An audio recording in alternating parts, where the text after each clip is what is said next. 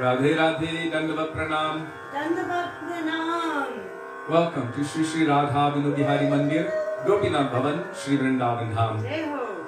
Shri Gurudev ki jai, Shri Prabhupada ki jai, Rupanuga Guru Varga ki jai, Patit Pavan Shri Nityananda Prabhu ki jai, Prem Purushottam Shachinandana Gaura Hari ki jai, Radha Vinodihari Ju ki jai, Radha Ramana Ju ki jai, Giriraj Maharaj ki jai, Harinama Sankirtana ki jai, Hare Krishna Mahamantra ki jai, Gaur Bhakta Vrinda ki jai, Shri Gaur Premanande Hari Hari Bo.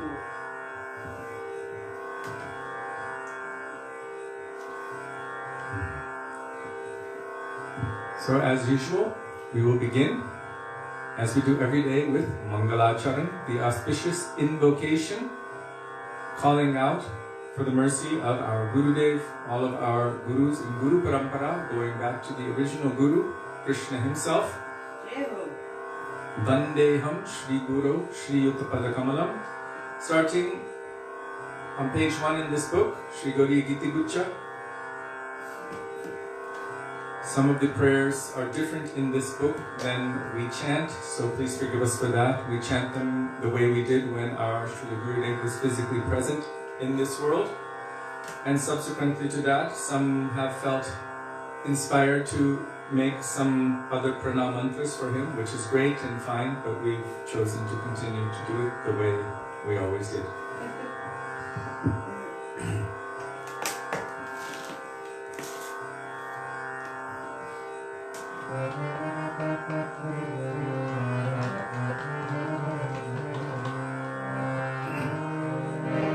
Vandeham Shri Guru Shri Yuttapada Kamalam Shri Guru Vaisnava Shri Rupam Sagrajatam Sahamano Raghunathanvitam Kamsajeevam Sadhekam Savadhutam Parijana Sahitam Krishna Chaitanya Devam Shri Radha Krishna Padam Sahavano Lalita Shri Vishakhanvitamshta Om Ajnanatirandhasya Jnananjana Shalakaya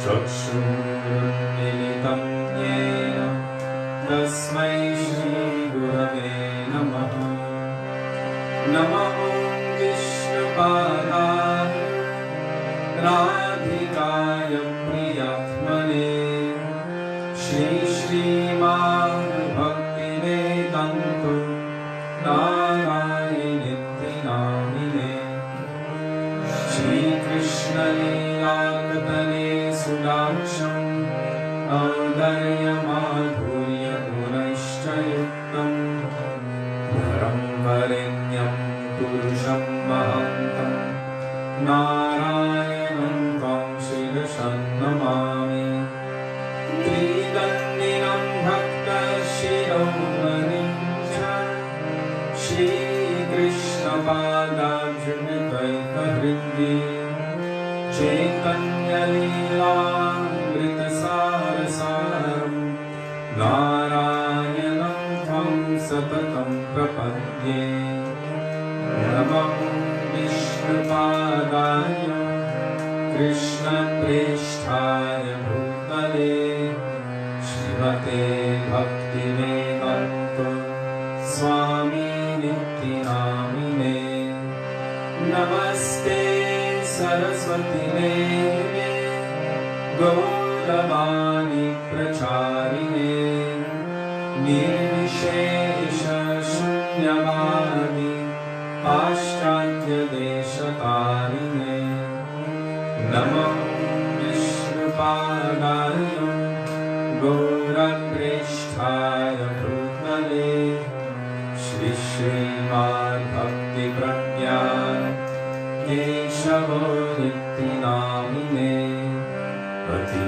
Varga Charitraya स्वश्रितानञ्चपालिने जीवन्दुःखे सदलताय Shriram प्रेमकारिणे नमो विष्णुपादाय कृष्णप्रेष्ठाय भूतले श्रीमते भक्तिसिद्धान्त सरस्वतीति नामिने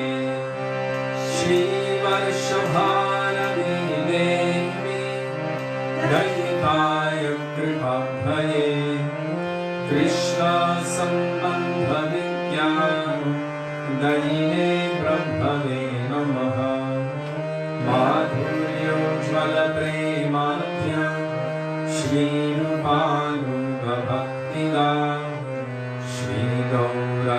श्रीगौरकरुणाशक्ति विग्रहाय नमोऽस्तुते नमस्ते गौरवाणि श्रीमूर्तये दिनकारिणे रूपानुगम्यरूधापो सिद्धान्तध्वन्तहारिणे नमो गौरकिशोराय साक्षाद्वैराग्यमूर्तये विप्रलम्भारसम्बोधे पदं पूजायते नमः नमो भक्तिविनोदाय सच्चिदानन्दनामिने गौराशक्तिस्वरूपाय रूपानुगम्बरायते गौराविर्भावभूमे स्वं निर्देष्टा सजनप्रिय वैष्णवः सर्वभौमश्री जगन्नाथाय ते नमः वंशाकल्पतरुभ्यश्च कृपासिन्धुभ्य एव च पतितानां पावनेभ्यो वैष्णवेभ्यो नमो नमः नमो महावदन्याय कृष्णप्रेमप्रदायते कृष्णाय कृष्णचैतन्य नाम्ने गौरत्विषे नमः हे कृष्ण करुणा सिन्धो दीनबन्धो जगत्पते गोपेश गोपिकान्त राधाकान्त नमोऽस्तुते तप्तकाञ्चन गौराङ्गी राधे वृन्दावनेश्वरी वृषभानुसुते देवी प्रणमामि हरिप्रिये जयतां सुरतो पन्नो मम मन्दं मतिर्गति मत्सर्वस्वपरं भोजो राधामदनमोहनो दिव्यवृन्दारण्यकल्पद्रुमदं श्रीमद्रत्नागारसिंहासनस्थो श्रीराधा श्रीलगोविन्ददेव प्रेष्ठानिभिः सेव्यमानो स्मरामि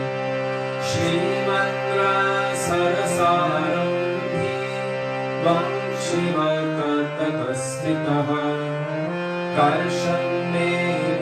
कर्षन्मेरुस्वनैर्गोपी गोपीनाथश्रीस्तु नः वृन्दाय तुलसीदेव्यै प्रियायै केशवस्य च कृष्णभक्तिप्रदे देवी सत्यवत्यै नमो नमः पञ्चतत्त्वात्मकं कृष्णं भक्तरूपस्वरूपकं भक्तावतारं भक्ताख्यं नमामि भक्तशक्तिकम् जय श्री कृष्ण चैतन्य प्रभु नित्यानंद श्री अद्वैत गदाधर शिवासदि गौर भक्तवृंद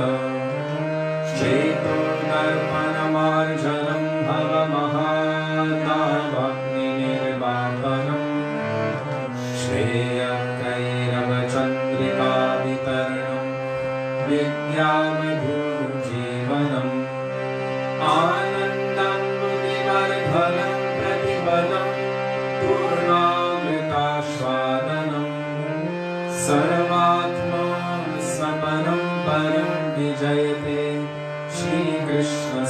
Kirtanam Hare Nama Hare Nama Kevalam Karunaske Manaske Manaske Gatiranyata Hare Krishna Krishna Krishna Hare Hare Hare Rama Rama Rama Hare Hare. Dandava Pranama Vaishnava. Dandava Pranama Vaishnava.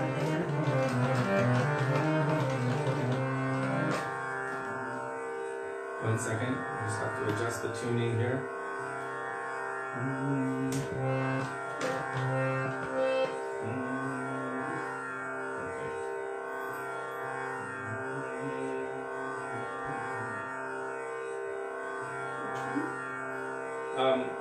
Gurudev, Boro Kripa Kori, Guravano Mahaje.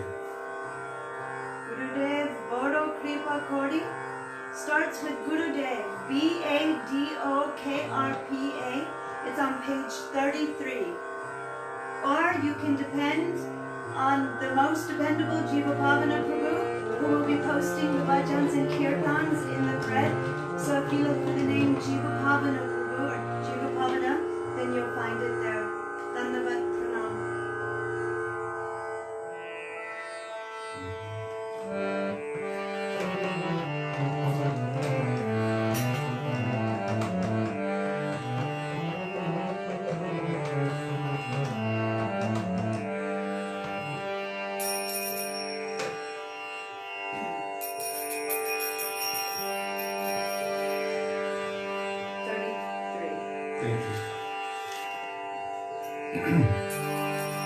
Gurudev, Boro Kripa Kori, Guravano Mahaje, Gurudevi Ajo Sata.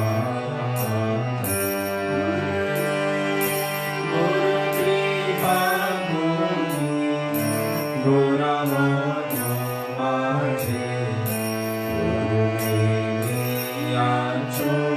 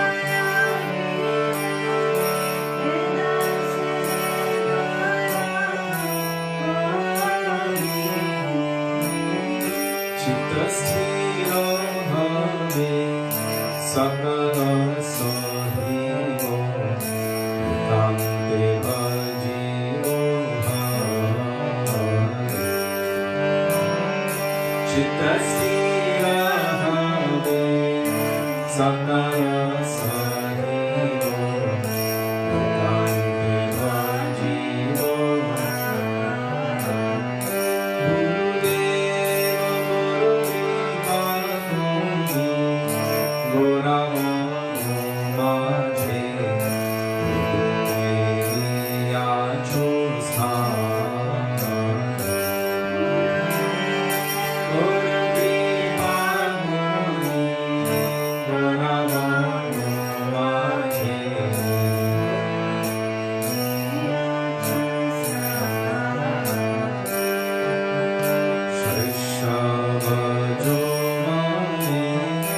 Jara sukha sange abhyasa bhoyo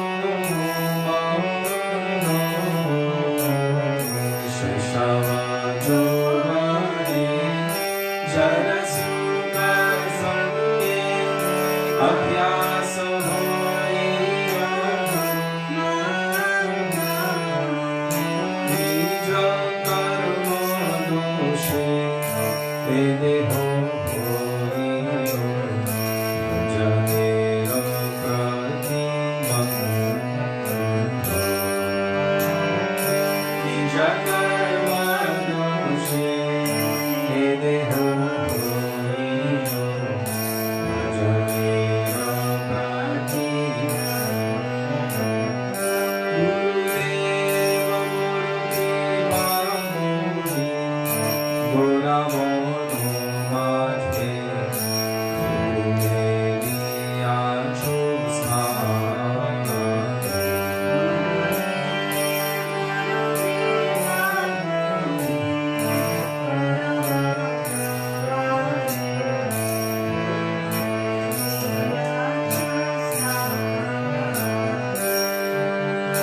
Bhakti Ekam Pancharoge Hatam Yamone Bhajiva Bhakti Ekam Pancharoge Hatam Yamone Bhajiva Kadiya Kadiya Tomaro Charane Yachi Suriva Kadiya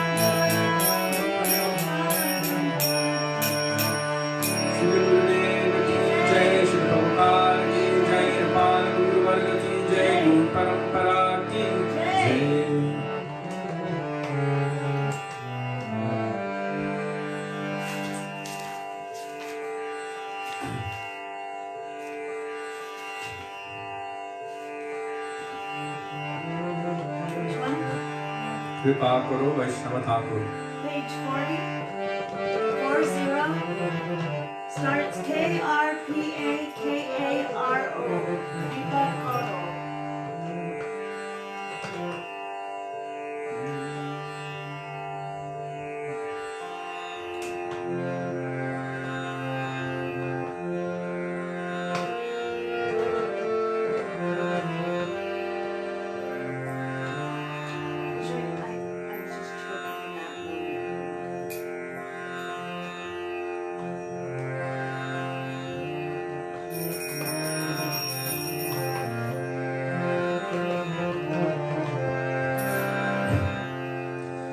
कृपा करो वैष्णव धाम कृपा करो वैष्णव धाम संबंध जानिया भजते भजते अभिमानो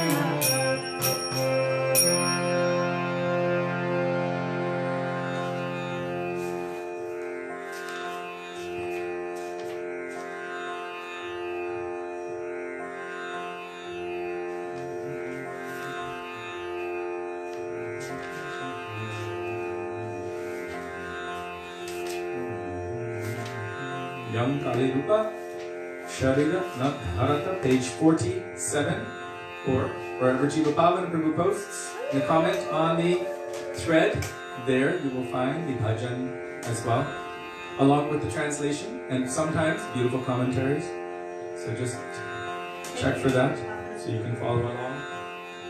There's also an app called the Gaudiya Kirtan app. I don't know how well it works. It was working, and then they're making updates. This is more dependable. Yes, well, it's easy. It's right there.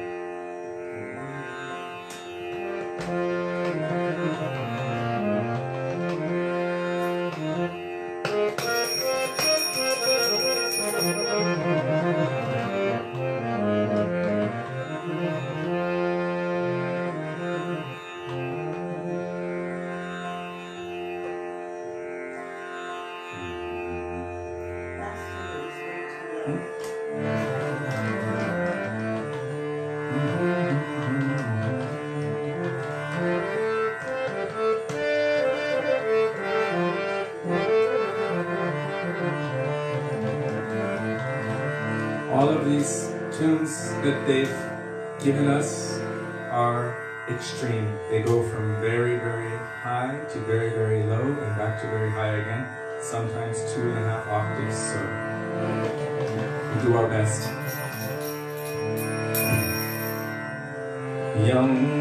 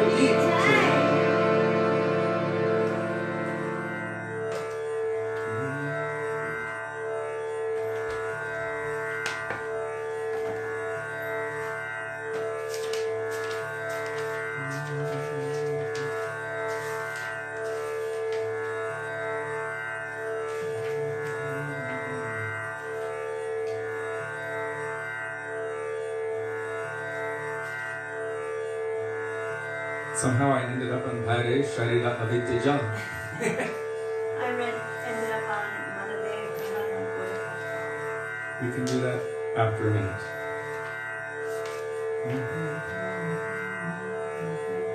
Akrodha Paramananda Nityananda Raya. Page number 60. 60. Akrodha Paramananda starts A-K-R-O-D-H-A.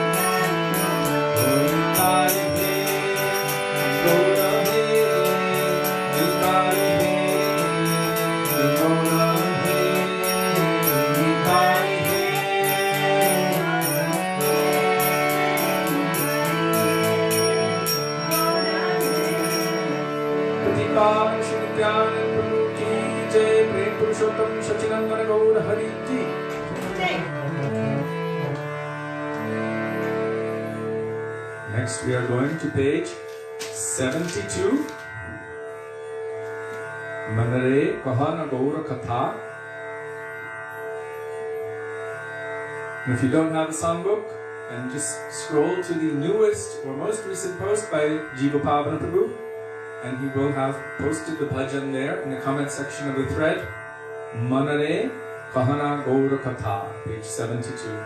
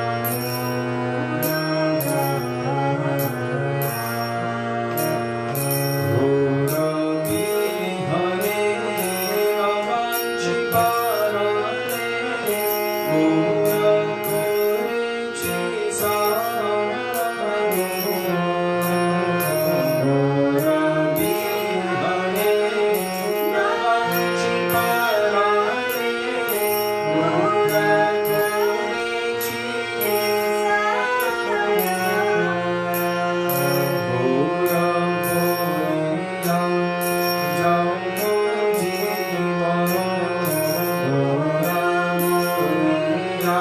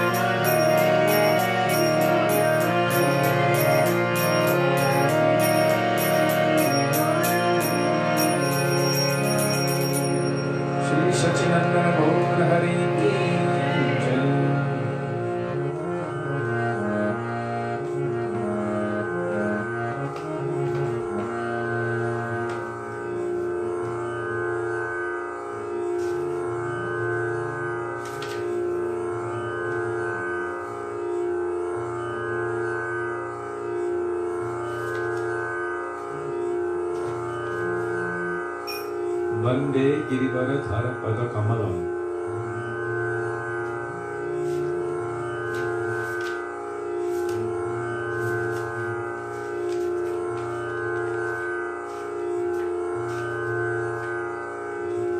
Page 346.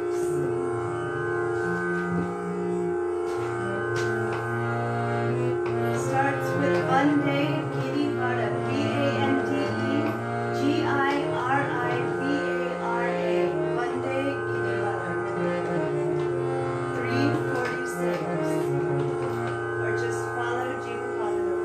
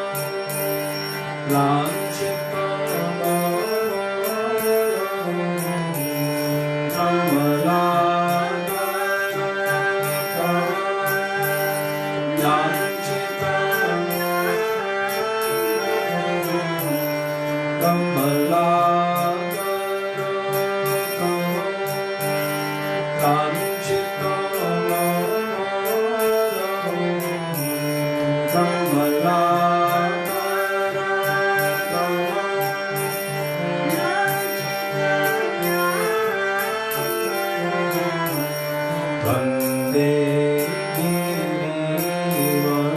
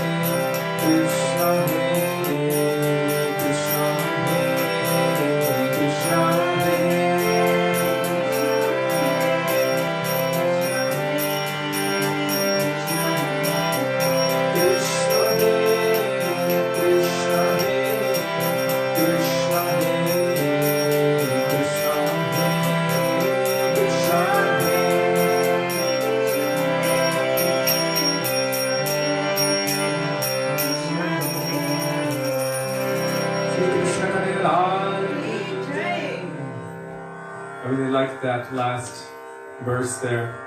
I adore his lotus feet, the brilliant crimson hue of which is so amazing that it makes one dumb. I'm dumb. Means one becomes dumbstruck or dumbfounded by seeing the beauty of his lotus feet. Those feet have made Govinda Das into a bee, eager to drink their honey. So sweet. I keep forgetting to send Jiva Pavana Prabhu, I keep forgetting to send you that Vande Shri Rishabhana Supapada, so I'll have to do that soon so we can sing it one day. Then we can do it. Now, Sudevi is requesting Anupama Madhuri Jori Hamare Shyam Shyama Ki. Page 364. So, when you hear Shyam, this is Krishna, and when you hear Shyama with the A at the end, that is Srimati Radhika. Like Srila Gurudev told us when he was telling us about Gopal Mantra, the word Krishna in there, Krishnanandaya. He spoke that Krishna and Anandaya together makes the A. So you can have Krishna plus Anandaya or Krishna plus Anandaya, and it will be sounding the same, Krishnanandaya. So he said it means Krishna and Krishna. So Krishna and Srimati Radhika, both. Just a little tidbit of amazing transcendental information for when you're ready to dive deep into bhajan while chanting your mantras. So what page is that? Anupama 364. 364. Raghava Prabhu, you need to come to Vrindavan. We need you to play Mridanga. Raghav ji, Radhe Radhe. Does he still have his Chaturmasya beard? In this picture, yeah. Okay.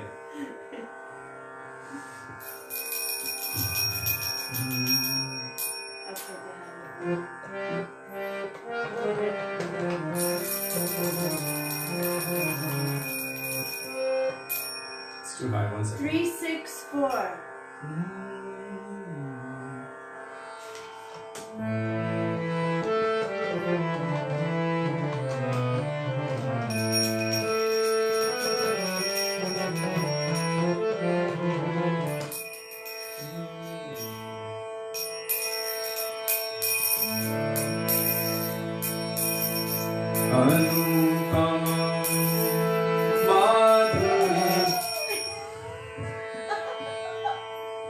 Let's try that again.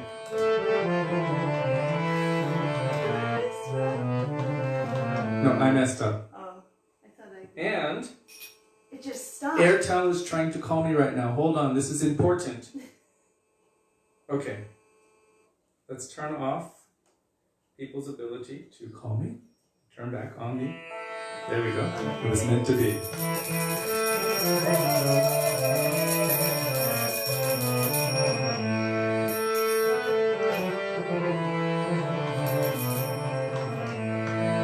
Anupama Madhuri Jori Hamare Shyam Shyama Ki. Anupama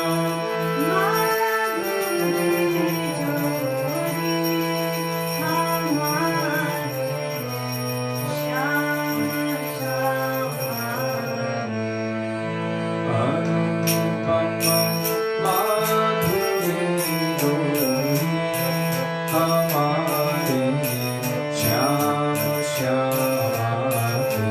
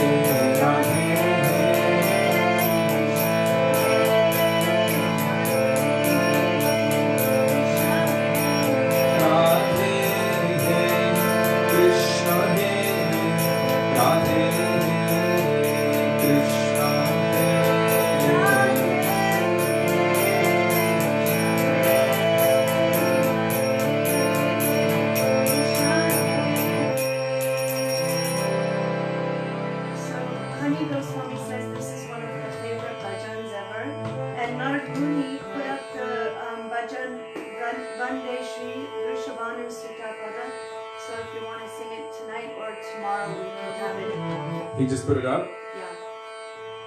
So, is it word for word or is it as a photo? I mean, like as a text? It's a proper, hold on. Jiva Pavana Prabhu, can you please copy that? No. It's not there? Oh yeah, it is. If you can copy that for tomorrow, we'd appreciate it. It's on the second post that Narad Muni made is the bhajan itself. Okay. Because now it is time for Maha Mantra.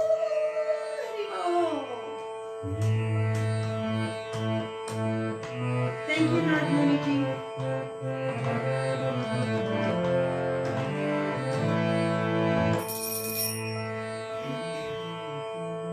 You want to lead today? I just want to say Hare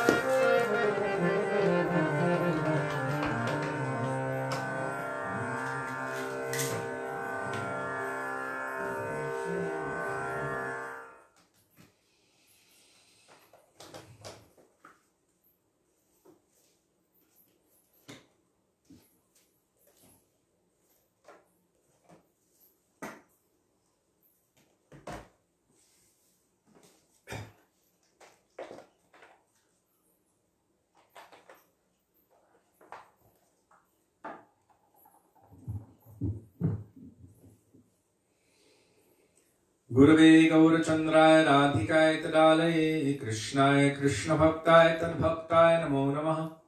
अज्ञानतिमिरान्धस्य ज्ञानञ्जनशलाकया चक्षुरुन्मीलितं येन तस्मै श्रीगुरवे नमः। नमः ॐ विष्णुपदाय राधिकाय प्रियात्मने श्रीमद् भक्तिवेदान्त नारायणीति नामिने। नमः ॐ विष्णुपदाय कृष्णप्रेष्ठाय भूतले श्रीमते Bhaktivedanta स्वामिनिति नामिने।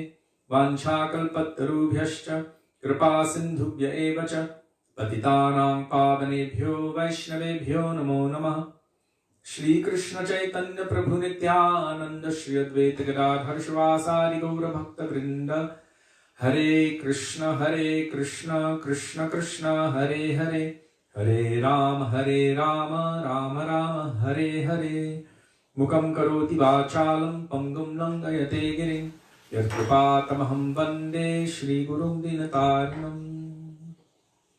First of all, I offer my Dandavat Pranam thousands of times in the dust of the lotus feet of our beloved Gurudev, Nitya Lila Pravishta Om Vishnupad, Astottara Shata Shri Srimad, Srila Bhaktivedanta Narayan Goswami Maharaja.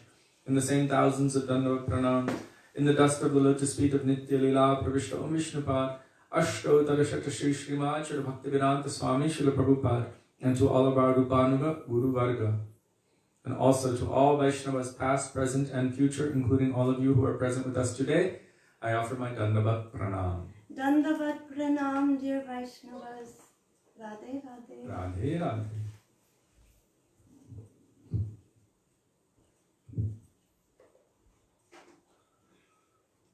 So today, we will again continue going beyond Vaikuntha.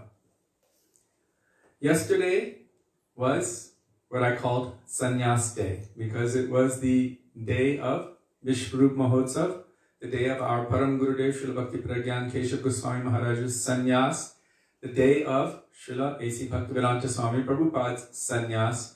And so it's quite an intense and heavy day. And we've seen with Chaitanya Mahaprabhu's relationship to sannyasis, how strict he was. We've seen in the life of Srila Gaura Govinda Maharaj how strict he was. We've seen in the life of Srila Bhaktivedanta Bharati Maharaj how strict he was. We've seen in the life of all of our Rupanuga Guru Varga how strict they are and were. Their character is impeccable, so that they will not bring one blotch, one spot of criticism onto their Guru, onto their Guru Varga, or onto Sri Chaitanya Mahaprabhu. In connection with the Katha of Chota Haridas, Mahaprabhu actually explained that a Vaishnava's character should be impeccable. He said if you have a white cloth and there's one black spot on it, all anyone sees is that black spot, and that's just the way it is. So we should try to be in such a way that no criticism comes to our Guru and Guru Varga. So we understand how heavy the subject is of sannyas, and also the requirement for being a disciple, that one should be in such a way that they are voluntarily placing themselves in a position where severe discipline can be inflicted upon them by their Guru, as Srila Gaura Govinda Maharaj would say. And even that Guru can smack you and call you stupid nonsense and wake you up from your causeless unwillingness, your mundane stupor. And I'm saying your meaning mine. So just so you know, I'm thinking about it like that. That we can be woken up from our stupor, our intoxication of being in this material world. Sometimes a strong, loud voice is necessary. The voice of reason and the voice of truth, the voice of reality. And that is the voice of Guru. Because that is the only voice in this world which is actually resonating truth. All other voices and all other conceptions are resonating untruth or temporary truth. And therefore they will only help to keep us bound in this material world. I just read a quote from Srila Prabhupada the other day. I believe it was Nam Ras who posted it. He always posts interesting quotes. He's saying that in Shastra it says, Shravanam Kirtanam Vishnu Smaranam Shrinvatam Svakata Krishna, that we should always speak about, hear about, and remember about Krishna. And then Prabhupada was laughing and joking. He said these days, and in those days it was all about the President of the United States, Nixon. He said everyone's talking about Nixon, but where in Shastra is it said that we should talk about him? How does that benefit us as aspiring Vaishnavas? How does it benefit us? It doesn't really. Everyone else can deal with that, but we have a much greater calling. We have the order of Sri Chaitanya Mahaprabhu, who's no ordinary form. He's Krishna himself, combined with Srimati Radhika, ordering everyone, by my order, you should do the work of Guru. That doesn't mean that you should sit there and accept people massaging your feet and giving you money and being worshipped. No. Do the work of being Guru by sharing Krishna with them. Wherever you go, whomever you meet, tell them about Krishna. There are millions of other people doing that other work. Let them do that work. But there's a very finite amount of people who have received knowledge of Krishna, Krishna's names, forms, qualities, and pastimes, and especially knowledge of that most magnanimous, munificent, Mahavadanya form, Sri Sachinandan Gaurahari Chaitanya Mahaprabhu. Millions and billions can fight about everything else, but we have some greater thing to do. The para upakar, or the supreme beneficial welfare work, is to ourselves remember the names, forms, qualities, and pastimes of Krishna, and to share that with others. The reason everyone is in such a confused state of mind is because they don't know what to think about. Prahlad Maharaj said, there's no lack. There's no lack of persons who are searching for that truth. Everyone is searching for that truth. They're searching for their dearmost friends. Suhridam sarvabhutanam. They're searching for that personality, Krishna. Everyone is searching for Krishna. They just don't know it. And Krishna is also searching for us. So why did I tell all of that? Because yesterday we were speaking about sannyas katha. Now sannyas katha is heavy, heavy stuff. And really this is for all Vaishnavas, but especially for those who have taken to that status, because that status reflects on the rest of Vaishnava society. When one is in a position of authority, what they do does affect society. And we've seen it even among the disciples of our Gurudev who may have been in highly respectable positions. When they couldn't hold it up, when they could not uphold it, so many people said, well, if they can't do it, I'm not even going to try. That's what happens to the rest of society. So that's why Krishna says, yad yad acharati shreshtas. Whatever the big people do, the common people follow. Therefore, it is imperative for us to somehow have our anchor not in the people of this world who have the potential to fall. Because if that's our anchor, think about it. If our anchor is to someone who has the potential to fall and they fall off a cliff, what will happen to us? We will go with them, naturally. If our anchor is to the lotus feet of someone who is permanently bound to the lotus feet of Krishna, there's no possibility for them to fall. Therefore, our anchor should be there, and millions may come and go. Millions can give us different opinions. The whole world can be against us. Or as Bhaktisiddhanta Saraswati Prabhupada said, all of the jivas, the Buddha jivas and all of the countless universes in one voice can shout at me the untruth. And I will stand alone in the face of all of them and loudly proclaim the truth. And the truth has nothing to do with the material world. The truth has to do with Krishna. Satyam param dhimahi. He is the supreme absolute truth. And everything directly in relation to Krishna is the supreme absolute truth. These days, so many devotees are preaching that first we need to get our material world stuff cleared up, then we can talk about bhakti. You show me one place in Shastra where that is told. That is complete nonsense. Don't fall for it. Do not fall for it. They have made up their own philosophy based on mundane sentimentality. And with that philosophy, when you die, you will go to wherever that is. You'll become some kind of virus or some kind of radio wave. What? Saraswati Thakur in fighting the British. In this connection, Srila Bhaktisiddhanta Saraswati Prabhupada once had a conversation with Subhash Chandra Bose. Subhash Chandra Bose was also there at the time of Gandhi, but Gandhi was organizing and orchestrating the non-violence movement. Subhash Chandra Bose was actually fighting and organizing fighters. Our Param Gurudev, Srila Bhakti Pragyan Keshav Goswami Maharaj, before coming to Srila Bhaktisiddhanta Saraswati Thakur, was a member of that movement. You know the people that hide in the bushes with guns? Yeah, them. So, I'm very proud of my Param Gurudev. So he was a freedom fighter. And then he joined Srila Bhaktisiddhanta Saraswati Thakur Prabhupada. After he joined Saraswati Thakur Prabhupada, he no longer fought for material freedom, but fought for the spiritual freedom of all beings in all of the universe. As Bhaktivedanta Thakur, Srila Bhaktisiddhanta Saraswati Prabhupada said, I have not come to free one. Actually, that's part of this conversation. So the Subhash Chandra Bose came and told him, Bhaktisiddhanta Saraswati Prabhupada, you're taking the cream of the crop of the youth. We need them for our fight to free India. So please don't take all of these young people, because thousands are becoming attracted to Saraswati Thakur. And so he asked him, do you believe in Bhagavad Gita? You're claiming to fight for Sanatan Dharma. Do you believe in Bhagavad Gita? He said, of course. It's our foundational scripture. And then he asked him, do you believe Krishna's words? Of course.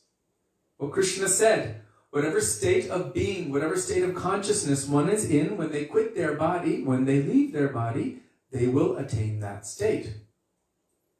So in order to fight, you must be finding or focusing on the faults of the other side. I hate them for this reason, that reason, that reason, to the extent that I'm going to kill them and I want to get rid of them. So in the process of meditating on them, when you leave this body, what will happen? You will become them. And as they're meditating on you, when they leave their bodies, they will become you. And this is karma. You will be born in England and you will be fighting against the Indians, and they will be born in India and they will be fighting against the British. And it will keep going back and forth, this cycle, because of your consciousness. He said, so this is not actually the real welfare work, because it's only keeping one bound in samsara. I hope that makes sense. Whatever state of consciousness one is in, whatever state of absorption they are in at the time of death, they will attain that state.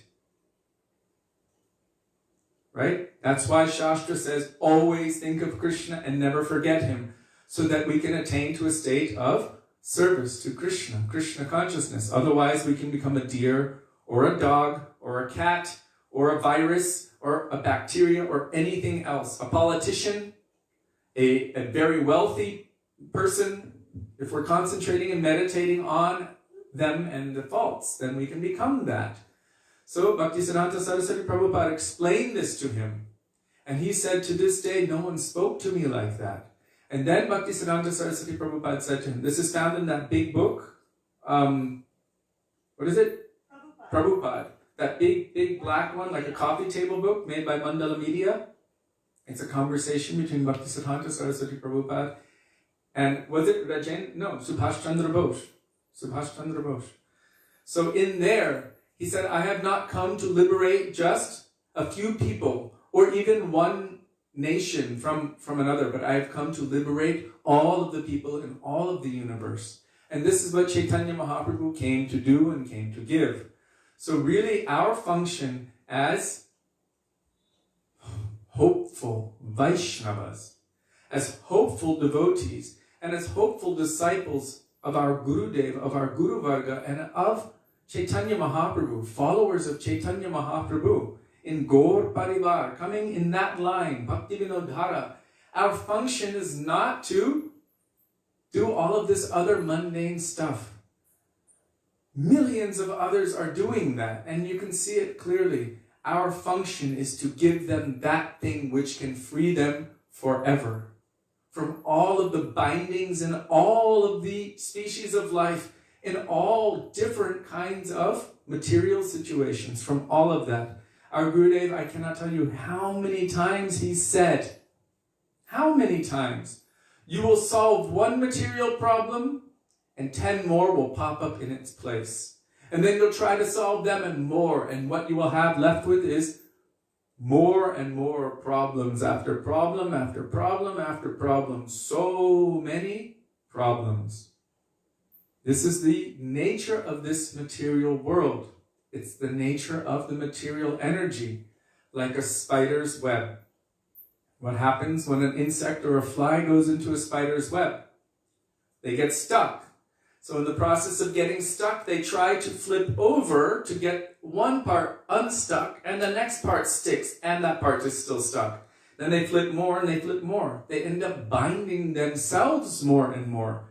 And all the spider has to do is come and then just wrap them up really quickly. They're already binding themselves. We have done this since time without beginning, and there is no way out except for the mercy of Guru. There's no way out except for the mercy of Krishna. And that comes in the form of following the order of Guru and Jagat Guru Mahaprabhu, Jagat Guru Gaura Mahaprabhu, and then also by taking shelter of Krishna, especially through chanting his names. There's no one saying we cannot chant the names of Krishna. No one saying you can't go to your rooftop and scream the names of Krishna. Devotees all over the world have the capacity to do that. This is an excuse that people are making who don't normally go out and chant. Some people do, and for those who do, I am so proud of you, and I encourage you to continue to do so. But for those who never go out and chant, and instead they're chanting against the government or whatever. This is not the proper use of saying that people are stopping Harinam Sankirtan. Who's stopping us from chanting loudly within our rooms? Just because someone might be wearing a mask doesn't mean you can't chant either. The point I'm making is, at all times we can chant the holy names of the Lord. At all times we can glorify. If each of us posted something every day to our group of friends, that would be Nam Hata. And they would all see it, and some may repost it. Who knows?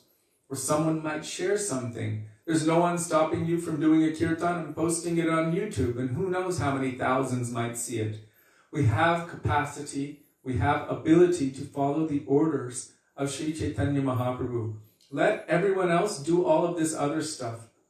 But we have the most amazing cure for every problem. It's not just the cure for hoaxes and the cure for falsity and the cure for AIDS. It's the cure for cancer. It's the cure for the material conditioned state. The cure for the material mental state. It's the cure for adi-atmic, adi-bautic, adi-daivic miseries. It's the cure for everything. Bhava maha davagni nirvapanam. The entire blazing forest fire of material existence, it's the cure for that. That includes everything within it. We have access to that. We have knowledge of that. We have the capacity to accept it and to share it. And if we get caught up in all kinds of micro, mundane problems of this world, how is that going to really benefit us or anyone else? It's not. It won't. The only benefit, the only beauty, the only asset, the only wealth is the lotus feet of Sri Guru. Sri Guru Charana Padma Kevala Bhakti Sadma Vando Mui Sabdhan Mate. How would we be if our Gurudev was sitting right here, right next to us? What would we do? I guarantee you we'd be sitting with them, chanting and hearing Hari Katha. They won't be engaging us in doing all kinds of other things, or if they did, it would be specialized. One or two would be doing these things. The rest, study, chant, share Krishna. Hare Krishna. Chant the holy names of the Lord. Sadhu Sangha Nam Kirtan Bhagavat Shravan Maturava Shri Murtir Shradhaya Sevan. Do all of those activities in bhakti, which will be favorable for yourself eternally, for your soul, Sanatan Dharma, and for the benefit of all other jivas. Bhaktisiddhanta Saraswati Prabhupada says, jiva hingsa, or violence to the jiva, is two things. What is that? One, actively encouraging someone to do things which actually take their mind, their body, their heart, and everything, their attention away from Krishna and toward material things. This is called violence to the jiva. To the jiva, not to the body. Violence to the jiva. And the other one, the second one, is not actively encouraging someone toward that thing which can actually, truly, ultimately benefit their soul. So avoiding telling someone about Krishna when you have that knowledge, then this is also considered violence to the jiva. And Chaitanya Mahaprabhu says, give mercy to the jivas. This means ahimsa. What is non-violence to the jiva? Jive doya Krishna nam. Give them the name of Krishna. Tell them about Krishna. This is the best thing that we can do. Encourage someone toward Krishna, and someone else, tell them about Krishna. Somehow, we have this obligation, this duty, and this opportunity as those very rare few people who have come into the line of Rupa Goswami and Sri Chaitanya Mahaprabhu and Bhaktivedanta Thakur and our Gurudevs. Very few people out of 7.5 billion have received this knowledge, and Mahaprabhu wants to give it all over the world. Sarvatra prachar hoive moranam. He wants his name to be spread all over the world. So that's our function, to serve him, to serve his order, to serve his desire. to fulfill his vision. That is our function. Others can do other things, let them fight, but we have a greater duty and a greater calling. Now I'm going to come back to the point about the sannyas which I was speaking about, because in this Kali Yuga it is extremely difficult. Now sometimes we have seen, and I read it yesterday also, about Chota Haridas, that he's an eternal associate of the Lord, but he was given mercy. He was also utilized to make a point, but he's an eternal associate. Even though Guru may apparently externally reject a disciple. This is called tough love. We should understand that Diksha and Shiksha Guru are manifestations of Chaitya Guru, or Guru in the heart. And Gurudev said about Krishna, that Krishna cannot neglect even one jiva. So on the external we may see something, like any parent. Any parent has love and affection for their child, naturally. And the rejection sometimes which comes is because that child is misbehaving terribly. So the parent might reject that child. But it's not actual rejection, it's called tough love. Tough love is something like a parent screaming at a kid who's about to run in front of a moving car in the road. Screaming at them, then running and tackling them to the ground. And the kid thinks, why are you screaming at me? Why are you tackling me? And you hurt me. I hate you. I hate you. They don't understand the vision of their parent trying to save their life. Our Gurudevs, our Guru Varga are doing the same thing for us. And sometimes when they chastise us heavily, we should understand that it is for our benefit, even though we might not be able to see it. So for those who have accepted the sannyas ashram, we should understand that if they do something very, well, Gurudev said, the most detestful or the most lowly thing, which is to leave that and go back into family life for a sannyasi, still we should understand that Paramatma, Chaitya Guru, doesn't reject them, but there's some heavy requirement because of the position that they've taken. If any, I'm going to use this term, please forgive me, ordinary or rank and file devotee who's not in a position of authority has a fall down, it doesn't affect the rest of society. Everyone just goes, oh my God, and then they forget about it. But when someone in a position of authority does something, like we see in America, people are killing people all of the time. But when the police officers kill somebody, it turns into a big deal, especially when there's no decent reason for doing so, because of their position of authority. And when that is encouraged by people in higher authority, then it creates even a bigger problem, a much greater difficulty. So within Vaishnava Dharma, there's also rules and regulations and status, responsibility according to position, according to authority.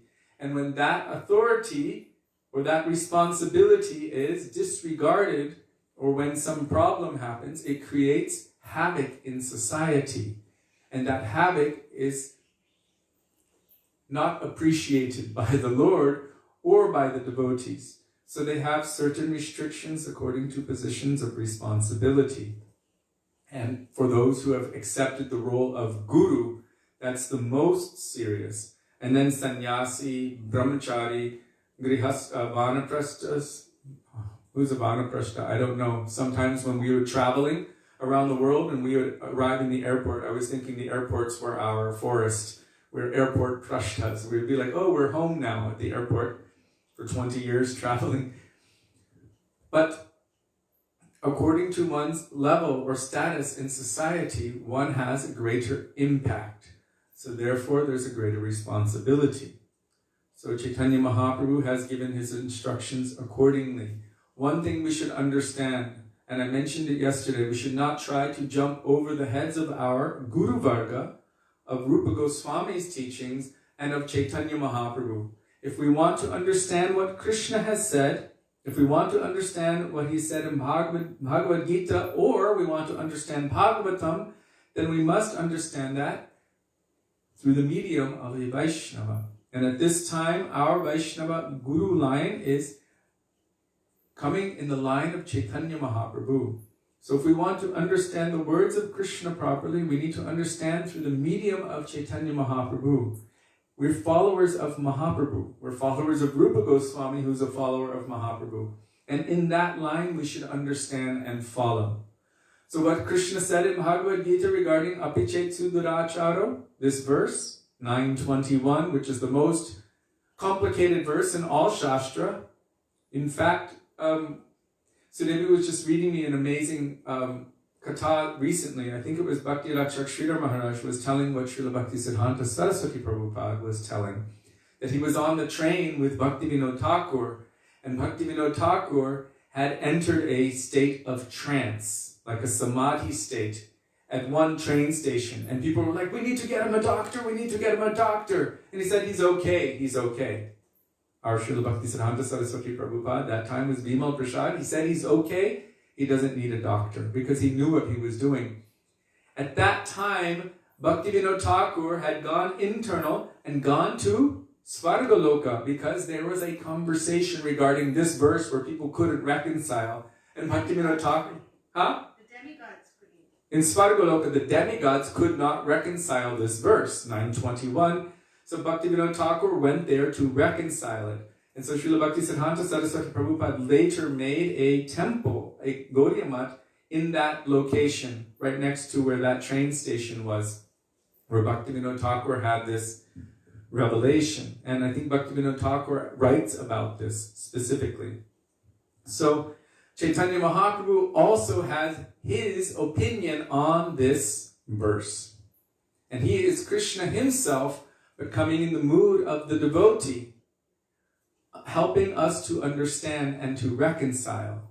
And so we should take it through our Guru Varga and through Chaitanya Mahaprabhu, through Bhaktivinoda Thakur, Saraswati Thakur, our Gurudev, Srila Prabhupada, of course, how to understand these things. I just wanted to clarify that although on the outside it might sometimes seem that Guru or even Bhagavan himself, like Chaitanya Mahaprabhu rejected Chota Haridas, may reject someone on the outside, still we should understand that in reality there's no real rejection.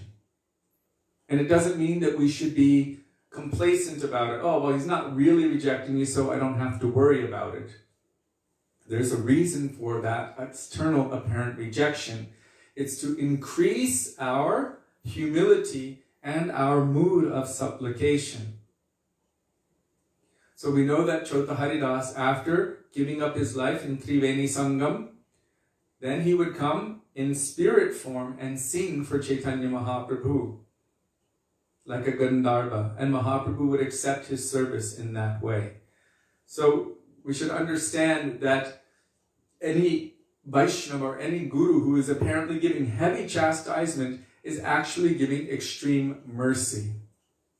Like Narada Muni gave to Nala Kubera and Manigriva, the sons of Kuvera, who were engaged in all kinds of licentious activities, completely drunk and naked and playing with apsaras. And when Narada Muni came to that area, the apsaras ran and covered themselves and hid behind the bushes and the trees. But these two sons of the god of wealth, Nala Kubera and Manigriva, were quite rude to Narada Muni, disrespectful. And Narada Muni was a good friend of their father Kubera. So, like he was their uncle, they were disrespectful to him. And so Narada Muni actually immediately cursed them. Because they were like, why don't you get out of here? You're disturbing our fun. Why do you need to come here? They were very dismissive. So Narada Muni said, because you are here, like playing naked in public, then you should become like trees. Trees can stand for thousands of years naked in public. No problem. You become trees. At that moment, they started turning into trees, and they realized we had made an offense. They fell at Narada Muni's feet and begged for mercy. And he said, because I've said this, you will have to be trees, but when Krishna comes, he will personally deliver you. He will personally deliver you. So he gave a blessing. So with all of the heavy chastisement of any pure devotee, or the smack of the pure devotee, or Krishna himself, there's always benefit. But for us, when we give it, that might not be that benefit. Even Gurudev would say, when someone becomes angry, you should not have poison. Don't have a poisonous mood, a toxic mood. Where I remember once there was one devotee who beat another devotee and actually sent him to the hospital. And Gurudev had him stand up in public, in front of everyone. And he's like, you wanted to kill him. I know you wanted to kill him. He said, I don't want people like this here. You should leave. I don't want this. So he didn't like that mood of poison, that toxicity that people would have. If someone has any difficulty, then he wanted to somehow deal with it in a way which would be beneficial and helpful for those persons.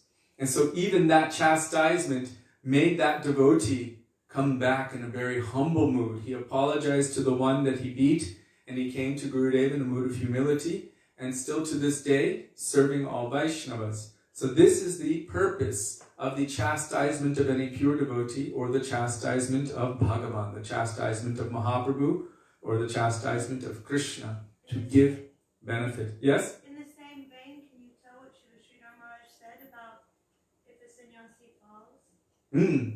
Yes. Sudevi wanted me to share this. She mentioned it yesterday.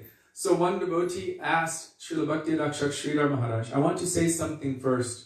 Because Srila Prabhupada, our Srila Bhaktivedanta Swami Prabhupada, was aware that so many of his sannyasis may fall. But he made this kind of statement in a couple different places, that when you are fighting a battle, sometimes it's necessary to take any rank and file person and make them into a general. The general may fall, but at least they can do so much during that time. So Srila Prabhupada was aware that so many might have weaknesses. It's not that he wasn't aware. And when one sannyasi did have a difficult time, so many people made a big public deal about it and rejected him in such a way that he left the Association of Devotees. That was in Australia, and Prabhupada was feeling very sad that why did you do that? He's trying and he's weak. So Prabhupada had an understanding with a mood of compassion as well. Of course, any personality who has that kind of difficulty should maintain a very humble position and not try to maintain a position that I am great and everyone should listen to me because I'm whatever. But still, Prabhupada gave them some kind of license to still be in association with devotees. Otherwise, how can they progress? I remember when one sannyasi had an extremely difficult time in our Sangha, and there was a meeting of devotees. Some devotees were saying they should strip him of his sannyas cloth. Others were like, he should be kicked out. And finally, the decision came to this. We should give him some time to not play the role that he's playing, that he can be in Navadvip Dham, taking shelter of the Dham and taking shelter of Sri Harinam Prabhu, and praying for help to remove those anarthas from his heart. That was the punishment that was meted out. I was thinking, my God, this is like the desired goal of all pure Vaishnavas, is that they can somehow go to Navadvip Dham and be in the kunjas there, right? We chanted that bhajan today. Gurudev, Boro Kripa Kori Gauravanamaje Godrume Diachosthan. Please give me residence in Godrum, in Navadvip Dham, so that I can do bhajan 24 hours a day and chant Harinam. So, coming back to the point. So the question came to Srila Bhakti Rakshak Sridhar Maharaj. What about those persons who did accept sannyas but fell down? And Srila Sridhar Maharaj is quite an amazing, holistic visionary. And he's an amazing reconciler. He would really dive deep into all of the esoteric aspects and look at everything from every angle and give such an amazing balanced perspective. So he would look at it and then he would see what is the jewel in that, in anything. And he said that moment that anyone decided in their heart that liberated or not, that they made that choice that I'm going to give my life exclusively, 100% in the service of Krishna. He said Krishna can never forget that moment. That moment they decided, I'm going to accept this sannyas ashram and I'm going to dedicate my full life in the service of Guru and Krishna and never look back. He said that moment Krishna can never forget. So that's hopeful, isn't it? That there might be so many difficulties that come. Maybe some aparads or anarthas or weakness of heart, hridaya, darbalya, so many things might manifest. But that moment that they've decided, I'm going to surrender my life to Krishna and not look back, Krishna will never forget that. The other thing is, Krishna is always waiting for all jivas, riding in our heart, next to us, no matter how many births we have taken since time without beginning. He's there, just waiting for us. There's that verse in Bhagavad Gita comparing Bhagavan, Krishna, to a bird in a tree, and us, the Baddha Jiva, or the bounded Jiva, to another bird in that same tree. And we're always busy trying to eat the fruits of that tree. The tree is representing this material world and material nature. So busy trying to eat, we're not looking toward the other bird. But Krishna is just patiently waiting for us. When will they look toward me? So now we have our face turned away from Krishna. This is called Anadi Bahirmukh. Since time without beginning, we have turned our face away from Krishna.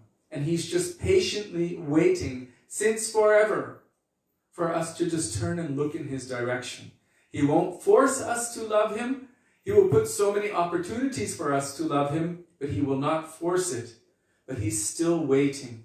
How merciful, how kind, how affectionate is Krishna, because he knows deep down all of that other stuff, it's all external.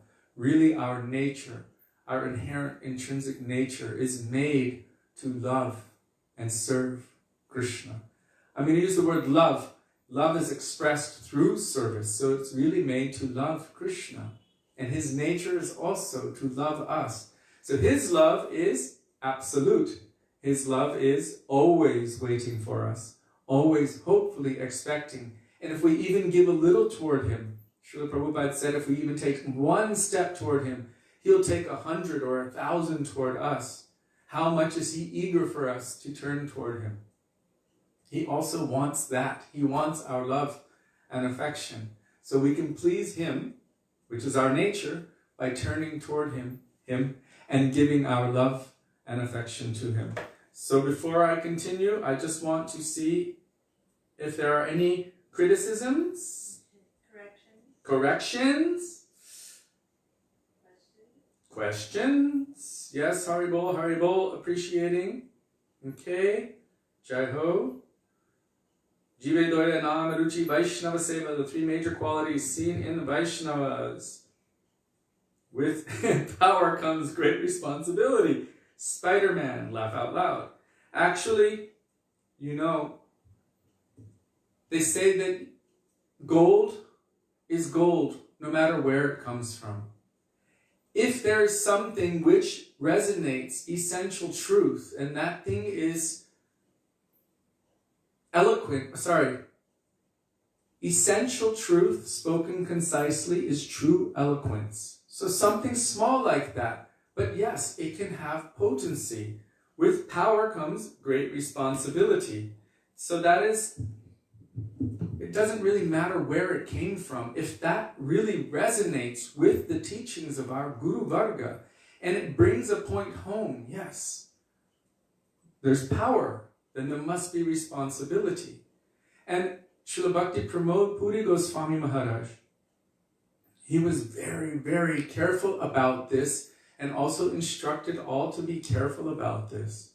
That as devotees or aspiring devotees, we should be in such a way. We should understand that we are in a position of responsibility. We have the greatest asset, the greatest wealth, and the cure for all diseases. So we can look at everyone else and say, oh my God, they're doing all of this bad stuff, and they're not giving real cures, and they're not doing this, and they're doing that, and they're giving fake stuff. What about us? Who are the misers? Is it those rich people who have millions? We have connection to Nama Chintamani Krishna. More than millions of treasures of this world. The Gateses and the Facebook guy, I don't know his name, starts with a Z. Okay, these people have nothing compared to the treasure that we have been given by our Gurudev, by Sadhu, by Shastra, Krishna's holy name. They have nothing. We have the greatest treasure. And so we can cry about their treasure, or we can look at ourselves and think, oh my God, who is really the miser? Who is not sharing that treasure with others? It is me. It is me. I'm that miser who has the cure for everything, and I'm not sharing that thing. Fie on me, fie on me. Dham, Gurudev would say. He said that when Mother Yashoda was churning the pot of yogurt, and her bangles were making that chinging sound. And the sound of the yogurt as it was being churned was making that sound. And she's thinking only Govinda Damodara Madhaveti. At that time, what is the meaning of that sound? Dham. He said it means fie on me, fie on me. For what? I've been given the greatest treasure, and I am not taking advantage of that treasure, and I'm also not utilizing that treasure properly. So we have the two aspects. One, take it, drink that nectar ourselves, and two, share that nectar with others. We have no one else to look at except for ourselves. We have the greatest treasure, and we are the greatest misers. And when I'm saying we, I'm talking to this one here. All of my multiple personalities. All of those things, my mind, intelligence, ego, all of the ideas that I have about myself. Looking at it, how much am I really applying what I have received from my Gurudev? And how much am I really giving? You cannot really give until you really apply as well. So we can look at ourselves and see, test our own pulses. What am I doing to serve my Gurudev? What am I doing in reciprocation? Like I asked that question to my Gurudev when we were in Fiji at the house of Kanti Punja. I said, how do I develop love for Guru, love for you, and then love for Radha Krishna? He said, when you begin to realize, understand, and appreciate, and he paused and he said, appreciate. What a valuable treasure Guru is giving. More valuable than millions of treasures of this world, without expecting anything for himself. When you begin to understand and appreciate this, then automatically your love for Guru will develop. And then from there, very easily for Radha and Krishna. A mood of indebtedness will have to come. And that mood of indebtedness will only come when we actually begin to apply what Guru has given in our life. Just hearing is not enough, as Srila Bhaktivedanta Maharaja said. He told that example. He said if there's a kid and he's watching television or playing a video game on his phone, I know this because Sudevi talks to me all the time. And whatever I'm doing, I get very focused in it. And I'll even respond to her. And then later on, she'll say, remember we had this discussion? And I'm like, what are you talking about? I never even heard, I don't know what you're talking about. She said, but you answered me. You said yes. We had a whole conversation. And I said, I don't know. And then I said, next time, call my name. Make sure I'm looking you square in the face. Whatever else I'm doing, make sure I put it down so that I can be aware of what you're saying. So Srila Bhaktivedanta Maharaj gave the example of a kid watching television. And his mother comes and says, it's time for dinner. Let's go. He said, yeah, just now coming. 10 minutes later, she comes. It's time for dinner. Let's go. Yeah, I heard you the last time. 10 minutes later, she comes and turns off the television. And he says, what are you doing? Why did you turn off the television? She said, I told you it's time for dinner. He said, when? When did you tell me it's time for dinner? Srila Bhaktivedanta Maharaj said, this is not actual hearing. The proof of hearing is an application of what you've heard. So the proof of hearing is that I'm actually moving with what I've heard. So that means I've heard you, now I'm doing that activity. So the proof of hearing from Sri Guru and Vaishnavas is that I'm actually applying it in my life. Only saying, yeah, I heard it, and even only repeating it, but not applying it, cannot be considered being proof of having heard. So to hear, yes, shravanam. But then, from this shravanam, some activity must manifest. The application, the practical application of the instructions of Guru and Vaishnavas. Kirtanam, smaranam, padasevanam, archanam, vandanam, dasim, sakyam, atmanivedanam, nam, kirtan, bhagavat, shravan, maturabha, shrimurtir, shradhaya sevan, and the 64 limbs of bhakti, which I don't know off by heart. So all of these are the practical application.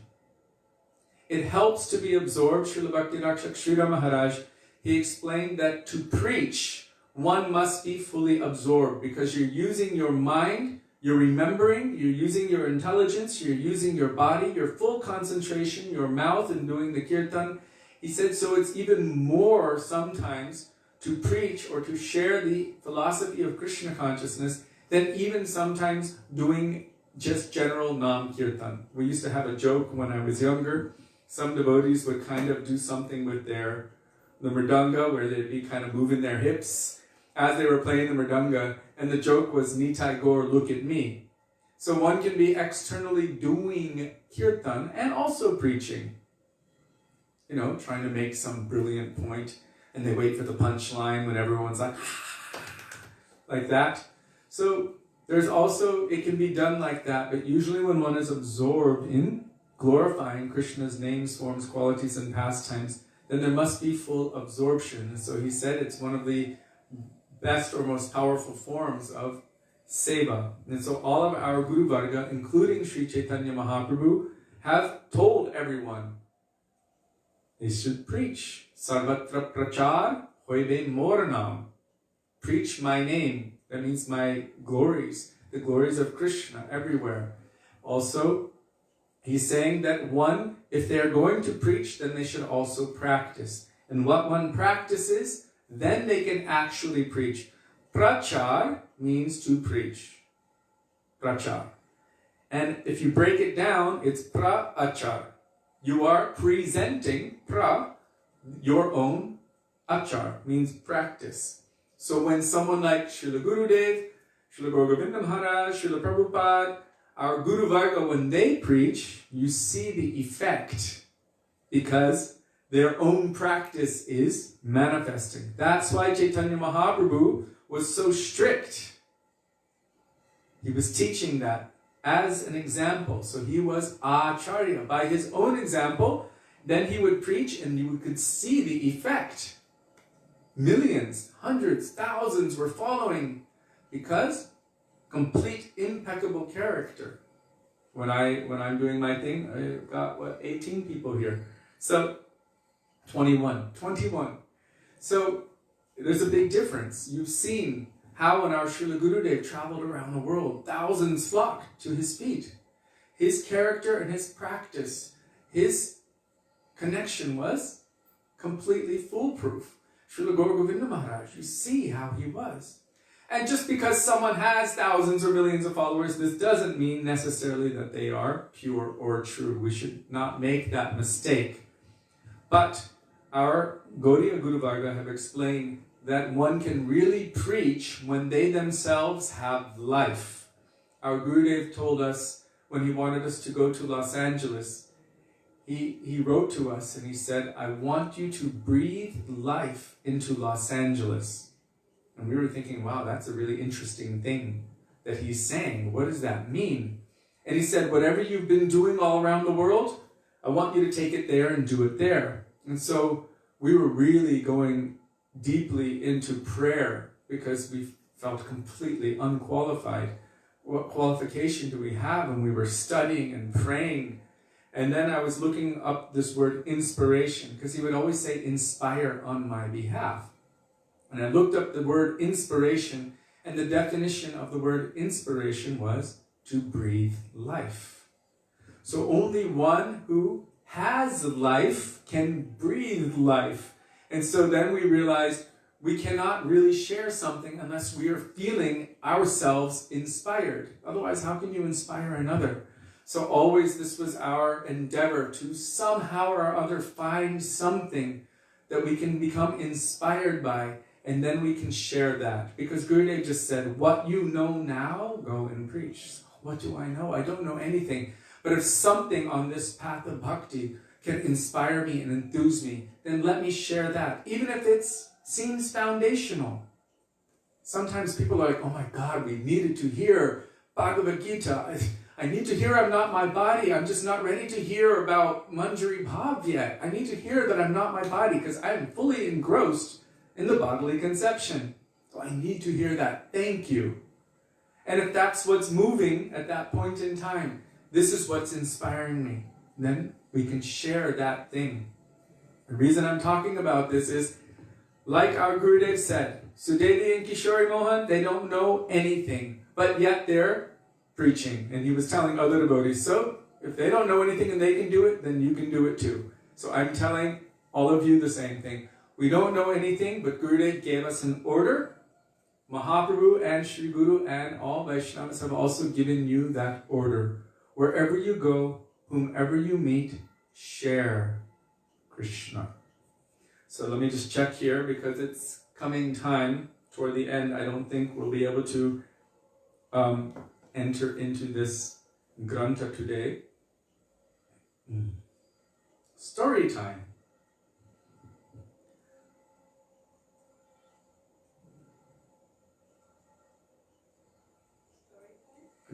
No, someone wrote story time.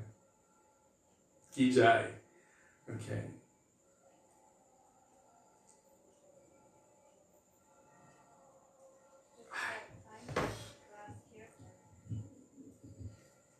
One thing that we've realized and also learned from our Gurudev early on, and this is inspired by the last thing that Devaki wrote. She wrote, you have inspired us to listen to you every day. Many years ago, we were traveling around with another Vaishnava, and we were recording their lectures and distributing them. And there was another prominent preacher, and their lectures were also being recorded and distributed. And the message came to our Srila Gurudev.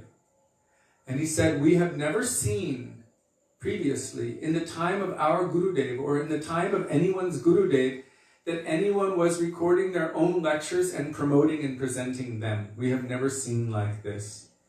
And hearing this message, I realized that it was displeasing to Gurudev and also disrespectful. What is the function of any disciple? The function of any disciple is only to encourage others to hear from the pure devotee. And why I'm not saying only from my Gurudev, because I cannot force the heart of anyone, but to give the tools, what we have received from our Gurudev, what we have received from Sadhu and Shastra. If I'm really able to inspire you, then you will hear from the pure devotee. If I'm really able to inspire you, you will read from the pure devotee. You will read and drink from that transcendental source. Why did Gurudev say that? He said because a conditioned soul might make a mistake. And I'm sure I make tons of them. So forgive me for that, or those. If we repetitively hear those mistakes again and again and again from a conditioned soul, and it might not be a physical mistake, but it might be a mistake in the mood of the person speaking, then it can create impressions, sanskars. And I like this word sanskar because if you look at it from English, it has S-A-M with a dot on it, S-K-A-R. So if you cut it, it says samskar. It actually creates some scars, permanent impressions. And they can be wrong impressions. This is what Srila Gurudev explained. It can be wrong impressions. And they're very difficult to remove once they set themselves deep in the heart. That's why I try my level best to quote Guru, Sadhu, and Shastra as much as possible. And also I endeavor to pray to them that my heart can be one with their teachings, because I don't want to present my own theories or theses or anything like that, because it can be wrong. See, I made a mistake. I said pramarana. Brahm, pramada, karanapatava, vipralipsa. The illusory tendency, the tendency to come under illusion, the tendency to make mistakes, imperfect senses, and the tendency to cheat others. This is the nature of conditioned souls, these four defects. They do not occur within transcendental or liberated personalities, like Sri Guru. It does not occur with them. Therefore, whatever they do is always auspicious and beneficial. And yet we, and all of you, have been instructed by Guru to somehow share what you have received. So I asked Srila Gurudev once, what benefit will others get by hearing my chanting of the names of Krishna and my speaking about Krishna? My heart is full of so many anarthas, lust, anger, greed, pride, madness, envy, and all of these other things. So what benefit will others receive? He said, oh, some Shakti will be there because you are under guidance. So under guidance means to be following under their anugatya, means their instruction, their teaching, not going off on one's own and doing one's own separate thing, thinking that, oh, I'll make something new, I'll create something, I will make some new philosophy or some other thing. To be under guidance means to hold very, very tightly to the lotus feet of Guru. That means to their instructions, their teachings, endeavor to follow and to present it as it is. So I just wanted to share that with you. Devaki, thank you for inspiring me to remember that. It doesn't mean that I don't appreciate that you're coming every day. I really, really do. But because I'm a conditioned soul, I also have the tendency to make mistakes. So I will say what our Guru Varga have told: if you have received anything positive, you should know that that is the mercy of Gurudev, the mercy of Vaishnavas, Mahaprabhu and Krishna. Anything which resonates as true, which is in line with Guru, Sadhu and Shastra, this is by their mercy. And if I've said or done anything which is not in line with them or that is off, you should know that that is due to my conditioned nature. So please forgive me for that, and please be merciful to me so that whatever other thing that I'm doing which might not be in line with Guru, Sadhu and Shastra can quickly be remedied so that I can become a perfect servant of Guru and Vaishnavas. This is also why Srila Prabhupada says that somebody sitting in the seat of Vyas or someone speaking Harikatha, they never say, I think, I feel, my opinion. This is just my opinion. He said they never say this. They quote Shastra, they quote Krishna, they quote our Guru Varga. Then it is always safe. Then we are safe. And if we don't know something, it's safe to just say, I don't know. It's nice to have that understanding, I don't know. Also, our Gurudev was particular. When I'm sitting here, I don't feel like I'm sitting on the seat of Vyas. I'm sitting on a wedge cushion. And once Gurudev actually gave us a very strong lesson that we should not sit higher than everyone else, thinking that we're superior to them or anything like that. Sri Guru can sit on the higher seat, but anyone else, we shouldn't demand it. So many devotees would travel around and demand to sit on a higher seat than everyone else. But because we saw directly what Gurudev himself did, and I'll tell the story next time, he gave us a lesson. And so from that moment, we've always sat down and sat with the devotees. Only sometimes when they make a stage and we have to sit on the stage, but it's not our intention to do so. Radhika Didi is asking if Vaishnavas receive their Shakti from Guru, Parampara and Krishna, then where do bogus teachers who have some Shakti get it from? And I just wanted to just say really quickly out of the camera, excuse me for that, but I wanted to just say that that Shakti is still coming from Gurudev, and if it is misused, Gurudev will remove that Shakti. Srila Bhaktivedanta Bharati Maharaj gave the example.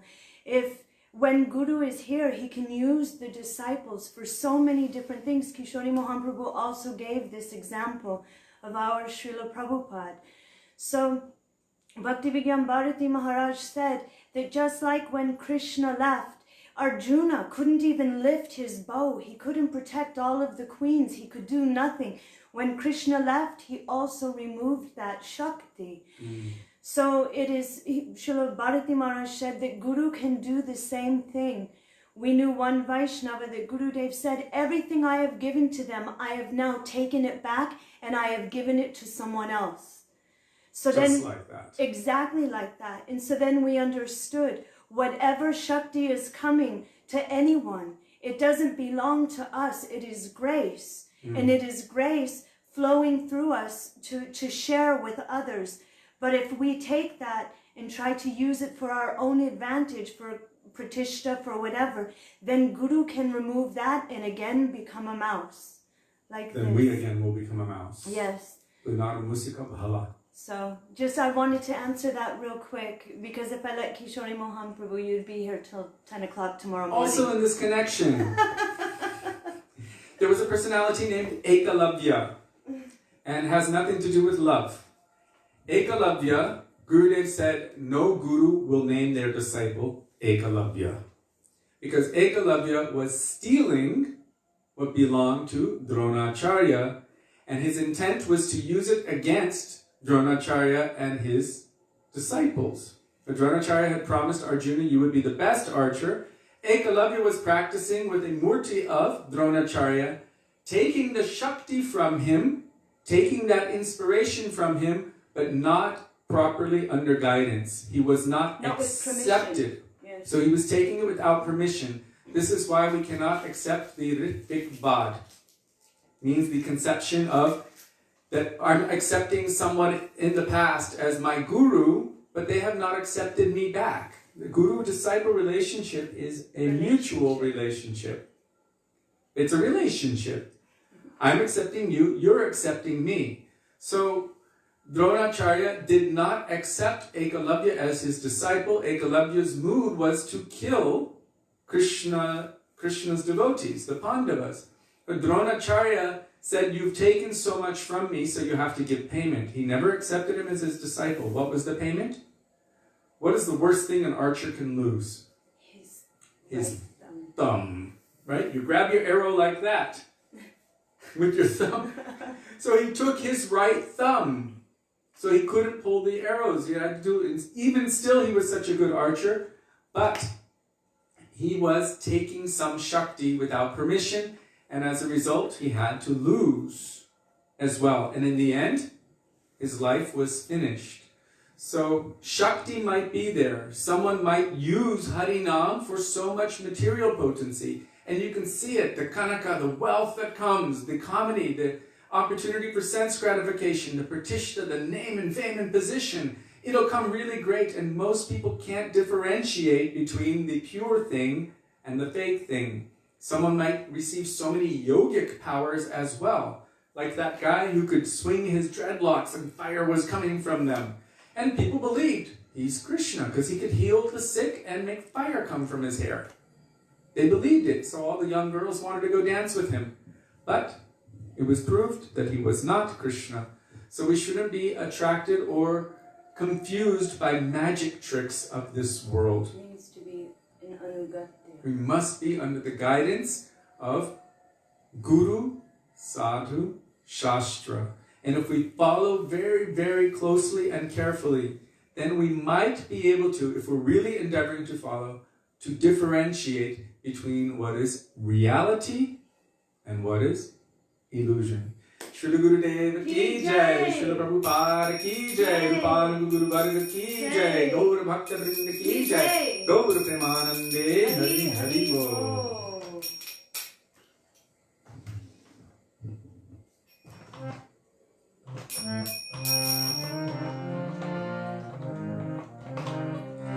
Hare Krishna, Hare Krishna, Krishna Krishna, Hare Hare, Hare Krishna, Hare Krishna, Krishna Krishna, Hare Hare, Hare Rama, Hare Rama, Rama Rama, Hare Hare, Hare Rama,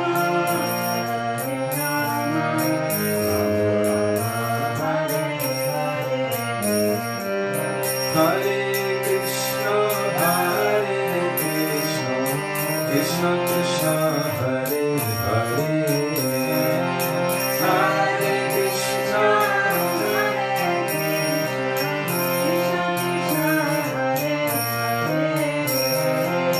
Hare Rama, Hare Rama, Rama Rama, Hare Hare,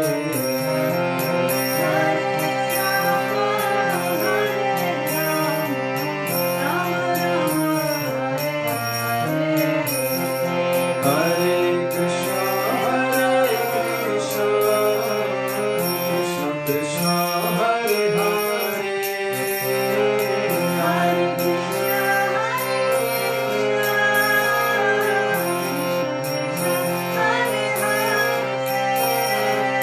Hare Rama, Hare Rama, Rama Rama, Hare Hare, Hare Rama,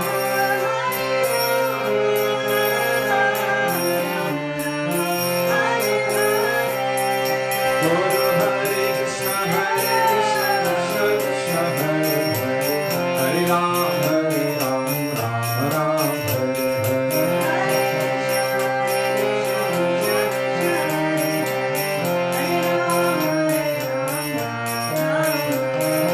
Hare Krishna, Hare Krishna, Krishna Krishna, Hare Hare, Hare Rama, Rama Rama, Hare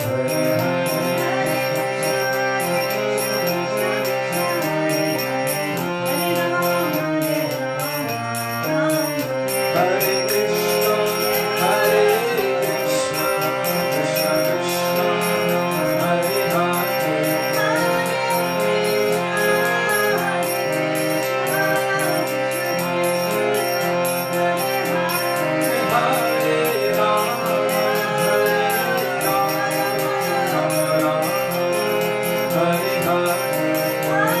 Rama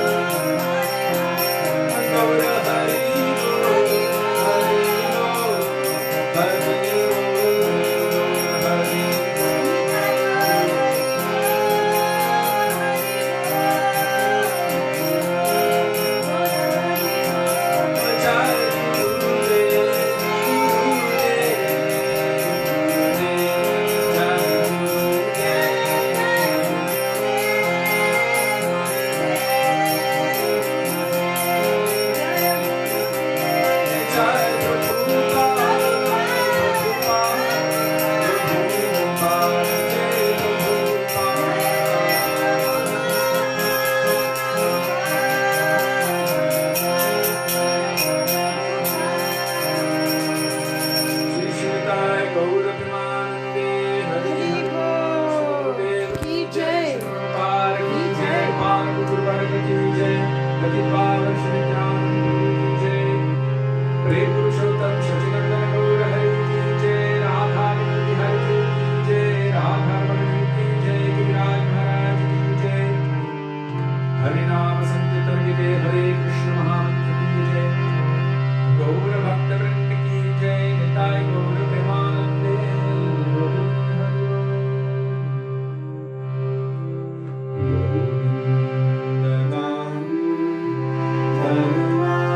Hare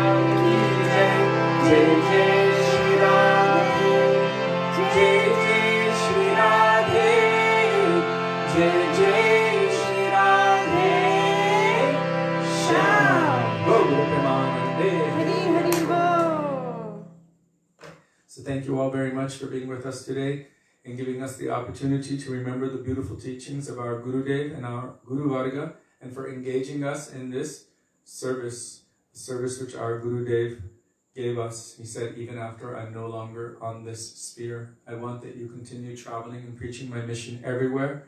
So by your grace and mercy, we're all over the world. We're all over the world. We're able to follow this order of our Gurudev, which is our life and soul. So we're indebted to each and every one of you. Thank you so much. Dandavat pranam. Hare Krishna, Radhe Radhe, Radha Vinu Bihari Ju ki jai, Shachinandan Gaur Hari ki jai, Gaur Premanande Hari Hari Bol.